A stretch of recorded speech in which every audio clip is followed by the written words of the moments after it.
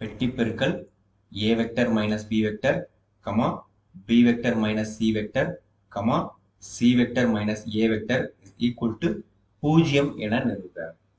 எப்பயுமே நம்ம வந்து நிறுவு கணக்கு என்ன செய்வோம், லெஃப்ட் ஹேண்ட் சைடு எடுத்து சிம்பிளிஃபை பண்ணுவோம், அது ரைட் ஹேண்ட் சைடு அப்படின்னு சொல்லிட்டு நாம ப்ரூவ் பண்ணுவோம். ஸோ அதுதான் இங்கேயும் பண்ண போறோம்.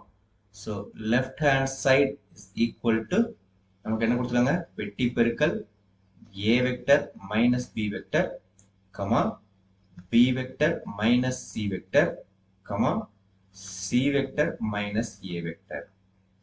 ஸோ நமக்கு ஒரு ஃபார்முலா தெரியும், அதாவது என்னது, வெட்டி பெருக்கல் a vector b vector c vector is equal to a vector புள்ளி பெருக்கல் இங்க b வெக்டர் வெக்டர் பெருக்கல் c வெக்டர் அப்படின்னு நமக்கு தெரியும். ஸோ இந்த ஃபார்முலாவை நான் இங்க அப்ளை பண்ண போறேன்.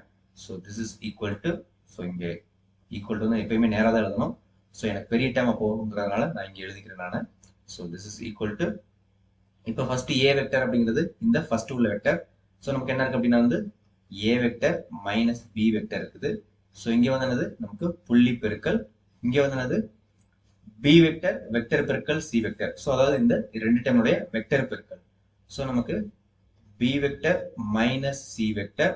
ஓகே, ஸோ இதனுடைய வெக்டர் பெருக்கல் இங்கே C vector minus A vector. So இப்போ நாம இதை எக்ஸ்பேண்ட் பண்ணலாம்.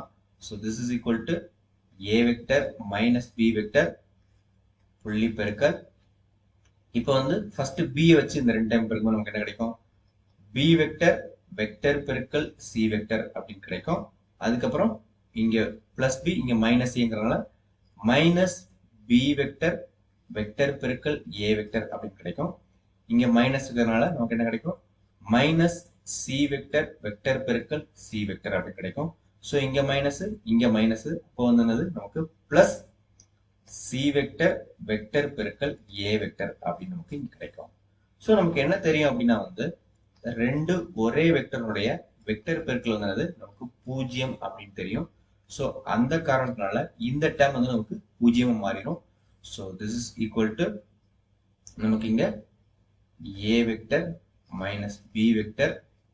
ஓகே, ஸோ புள்ளி பெருக்கல் இங்க என்னது b வெக்டர் வெக்டர் பெருக்கல் c vector minus b vector vector பெருக்கல் a வெக்டர்.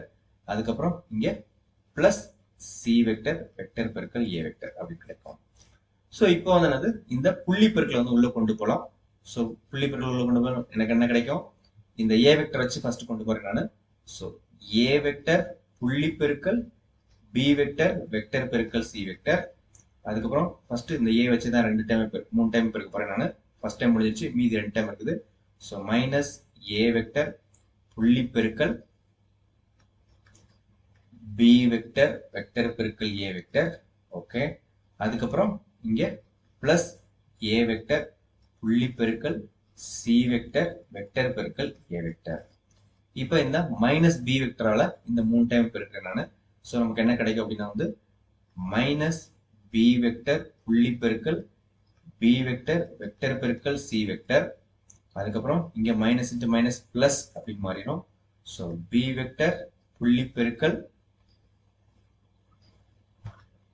இங்க பி வெக்டர் வெக்டர் பெருக்கல் ஏ வெக்டர். அதுக்கப்புறம் இங்க மைனஸ் இருக்குது, இங்க பிளஸ் இருக்கிறதுனால மைனஸ் பி வெக்டர் புள்ளி பெருக்கல் சி வெக்டர் வெக்டர் பெருக்கல் ஏ வெக்டர். ஸோ இதனுடைய மதிப்பு என்னன்னு தெரியும் நமக்கு. இங்க இந்த மாதிரி இருந்ததுன்னா நமக்கு அது பெட்டி பெருக்கல் அப்படின்னு தெரியும். ஸோ அதை தான் எழுத போறேன் நான் இங்க. So this is equal to பெட்டி பெருக்கல் A vector B vector C vector.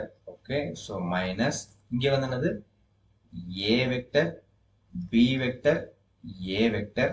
Okay, plus இங்க என்னது A vector C vector A vector. Okay, so இங்க என்னது minus B vector B vector C vector. Okay, அதுக்கப்புறம் இங்க என்னது நமக்கு plus B vector B vector A vector அதனுடைய வெட்டி பெருக்கல் இங்க minus B vector C vector A vector. So நமக்கு என்ன பெட்டி பெருக்கல்ல நமக்கு ஒரு பண்பு தெரியும். என்ன தெரியும் அப்படின்னா வந்து இந்த 3 வெக்டருமே வேற வேற வெக்டர்களா இருந்தா மட்டும்தான் அதுக்கு மதிப்பு உண்டு. மத்தபடி 2 வெக்டர் வந்து சேமா இருந்ததுன்னா மதிப்பு 0. ஸோ இங்க 2A இருக்குது அதனால இது 0. இங்கேயும் 2A இருக்குது அதனால இது 0. இங்க 2B இருக்குது அதனால இது 0. இங்க வந்து என்னது 2B இருக்குது அதனால இது 0. அது மட்டும் இல்லாம இன்னொன்னு நமக்கு என்ன தெரியும் அப்படின்னா இந்த உள்ளுக்கு உள்ள எந்த ஆர்டர்ல மாறி இருந்தாலும் அதனுடைய மதிப்புகள் வந்து சமம் அப்படின்னு தெரியும். ஸோ அதனால இது வந்து என்னது நம்ம A vector B vector C vector அப்படின்னு எழுதிக்கலாம். ஸோ இங்க ஆர்டரை வந்து என்னது நம்ம மாத்திக்கலாம். ஸோ அதுவும் அதனுடைய பெட்டிபெருனுடைய பண்புகள். ஸோ எழுதும்போது A vector B vector C vector அப்படின்னு எழுதிக்கிட்டாங்க. இப்போ இதுல இருந்து செப்பரேட் பண்ணும்போது நமக்கு என்ன கிடைக்கும் அப்படின்னா வந்து திஸ் இஸ் ஈக்குவல் டு 0 அப்படின்னு கிடைக்கும். இதுதான் நம்மளுடைய right hand side value. So இதுதான் வந்து என்னது நமக்கு நிரூபிக்க சொல்லியிருக்காங்க. அதை நாம நிரூபிச்சிட்டோம். So hence prove. இங்க நான் வந்து பெருசா எதுவுமே செய்யல. ஃபர்ஸ்ட் இந்த ஃபார்முலா படி எக்ஸ்பேண்ட் பண்ணேன் நான்.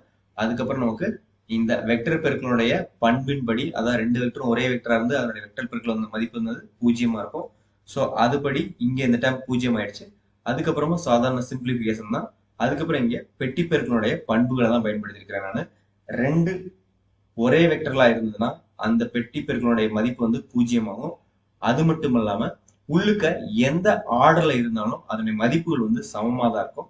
ஸோ அந்த காரணத்தினால இதனுடைய மதிப்பு வந்து 0 அப்படின்னு கிடைச்சிருக்குது. ஸோ இதை தான் வந்து நிரூபிக்க சொல்லியிருக்காங்க. அதை நாம நிரூபிச்சிட்டோம்.